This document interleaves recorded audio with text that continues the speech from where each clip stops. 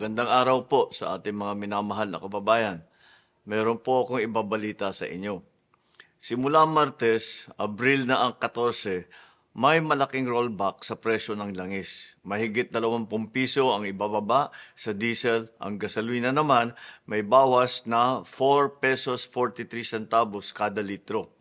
Kerosene, 8 pesos 50 centavos kada litro ang ibababa. Malaking tulong ito lalo na sa ating mga driver, sa mga commuter at sa bawat pamilyang Pilipino na araw-araw naapektuhan ng mataas ng presyo ng krudo.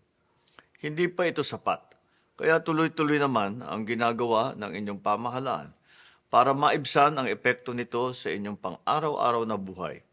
Hindi po tayo titigil hanggat hindi natin napababa ang gasto sa biyahe, sa pagkain at sa kabuuang pamumuhay ng ating mga kababayan. Sa mga susunod na araw at linggo, may aanunsya po ko na mga dagdag na hakbang at tulong mula sa gobyerno. Hindi nating hahayaang mapabayaan ang bawat Pilipino sa gitna ng mga hamong ito. Kaya tuloy-tuloy ang trabaho ng pamahalaan nang may maramdaman na ginhawa ang bawat pamilya. At yan ang tinututukan namin araw-araw.